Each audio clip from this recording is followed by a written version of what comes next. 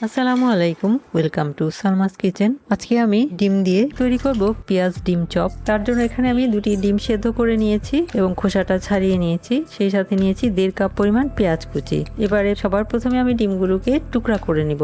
একটা ডিমকে লম্বালম্বি ভাবে 4 টুকরা করে নিব। একটা কেটে নিলাম, এখন আরেকটাও কেটে নিব।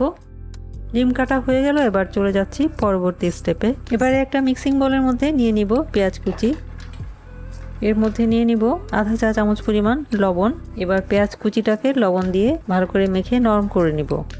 প্রায় 5 মিনিট ধরে আমি একটু চেপে চেপে পেঁয়াজগুলোকে মেখে নিলাম। মাখতে মাখতে 3 ভাগের 1 অংশ হয়ে গেছে, অর্থাৎ 1.5 কাপ পেঁয়াজ আধা কাপ হয়ে গেছে। এবারে এর মধ্যে দিয়ে দিব আধা চা চামচ পরিমাণ লাল মরিচের গুঁড়া, 1 চা চামচের 3 ভাগের 1 ভাগ পরিমাণ হলুদের গুঁড়া, আধা চা চামচ পরিমাণ জিরার গুঁড়া, 4-5টি কাঁচা মরিচের কুচি এবং 1/4 কাপ পরিমাণ ধনিয়া পাতা কুচি। এগুলো একটু হালকা হাতে মেখে নিব। মেখে নিলাম। এবার যোগ করব বেসন। আমি 1 কাপ পরিমাণ বেসন প্রথমে যোগ করছি। যদি প্রয়োজন হয় আরো অ্যাড করব, তবে 1 কাপ পরিমাণ প্রথমে নিয়ে দেখব যে এটা দিয়ে মিশ্রণটা তৈরি করা যায় কিনা। মাখতে থাকবো। প্রথমে মনে হবে যে বেশি হয়ে গেছে, আসলে মাখতে মাখতে দেখা যাবে যে হয়তো আরো একটু লাগতে পারে। মেখে নিলাম। আমার কাছে মিশ্রণটা একটু বেশি আঠালো মনে হচ্ছিল, তাই আমি 1 চা চামচের মতো পানি যোগ করেছি। তো আপনারা মিশ্রণটা এরকম কনসিস্টেন্সিতে তৈরি করে নেবেন, যাতে ডিমের চারপাশে কোট করে দেওয়া যায় সেরকম ভাবে। তার জন্য প্রয়োজন হলে বেসনও যোগ করা যাবে, অথবা প্রয়োজন হলে পানিও যোগ করে মিশ্রণটা তৈরি করে নেবেন। এবারে দিয়ে দিব আধা চা চামচ পরিমাণ চিলি ফ্লেক্স, মিলিয়ে নিব। তো আমার মিশ্রণটা তৈরি হয়ে গেছে। এবারে আমি হাতটা পরিষ্কার করে একটু তেল মেখে নিব হাতে। হাতটা পরিষ্কার করে নিলাম। এবারে হাতে একটু তেল নিয়ে নিব। 2 হাতে মেখে অল্প একটু মিশ্রণ নিয়ে হাতের সাহায্যে একটু চেপটা করে নিব। এবারে একটা ডিমের টুকরা নিয়ে ডিমটাকে কোট করে দিব চারপাশ থেকে।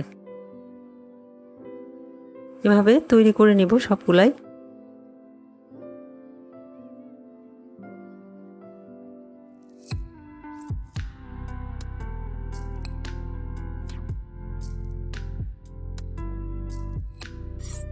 সবগুলি চপ বানিয়ে নিলাম। এবার তেল হালকা গরম করে নিয়ে একটা একটা করে পেঁয়াজ ডিম চপ দিয়ে দিব তেলের মধ্যে। চপের এক পাশ ভাজা হলে উল্টিয়ে দিব। চপগুলোর দুপাশ সুন্দর করে ভাজা হয়ে গেছে, একদম গোল্ডেন ব্রাউন হয়ে গেছে। এবার সবগুলো চপ তুলে নিব। তৈরি করে নিলাম একদমই সহজভাবে পেঁয়াজ দিয়ে ডিম চপ। এভাবে অল্প সময়ে ঘরে থাকা উপকরণ দিয়েই কিন্তু আমরা পেঁয়াজ দিয়ে ডিম চপ তৈরি করতে পারি। আমি একটা চপ কেটে দেখাচ্ছি।